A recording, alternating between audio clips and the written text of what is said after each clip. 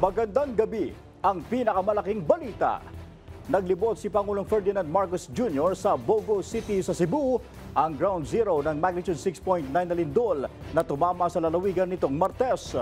Nangako siya ng mahigit 200 milyong pisong financial aid para sa lalawigan at mga apektadong munisipalidad.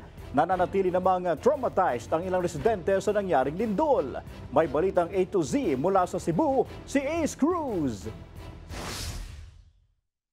Not so good. Yan ang sagot ni Pangulong Ferdinand Marcos Jr. ng kumustahin ng balitang A to Z ang sitwasyon sa kanyang inspeksyon sa Cebu Provincial Hospital sa Bogo City, Cebu, ang ground zero ng magnitude 6.9 na lindol nitong Martes, September 30. Dahil sa tindi ng pinsala, maglalaan ng Pangulo ng cash aid sa provincial at municipal governments sa Cebu.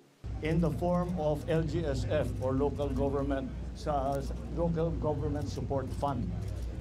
In the amounts of 150 million for the province, 75 million for the other towns, and maybe smaller amounts for those depending on the need. Bukod pa rito, ang ipatatayo na pansamantalang tent city sa probinsya.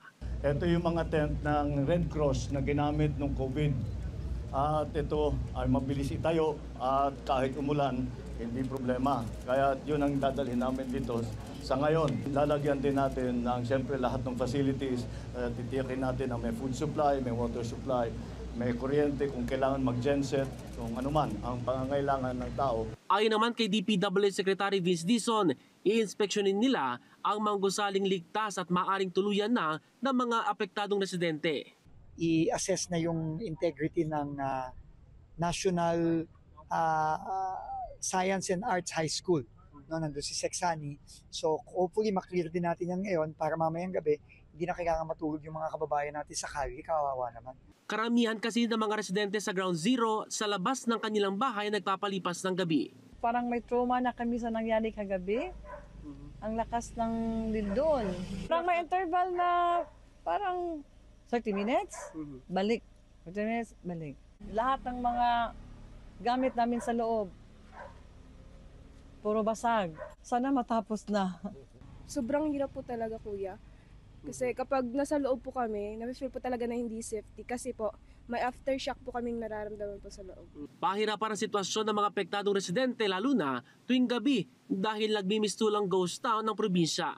May nagkabasagan ng salamin pero pagka tingin mo dun sa malayong yon, bandang itaas, mismong gusali ang gumuho dito sa harap ng kotse kasama itong apartel na tinutuluyan siyempre ng mga turista sa tuwing nagpupunta dito sa Cebu. Ganito katindi yung pinsalang naiwan ng magnitude 6.9 na lindol.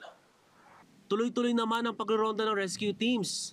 Sa datos ng Cebu Provincial Hospital, 72 na ang nasawi sa lindol habang lagpas 200 tao ang sugatan.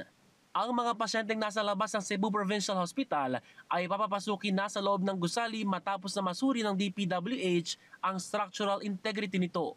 Naitala naman ang halos 3,000 aftershock sa maghapon ayon sa PHIVOLCS. Pagtitiyak ng Pangulo na tututukan ng rehabilitasyon sa lugar. Inatasan na rin niya ang agarang pagbalik sa supply ng kuryente. Para sa balitang A to Z, Ace Cruz, Bogo City, Cebu.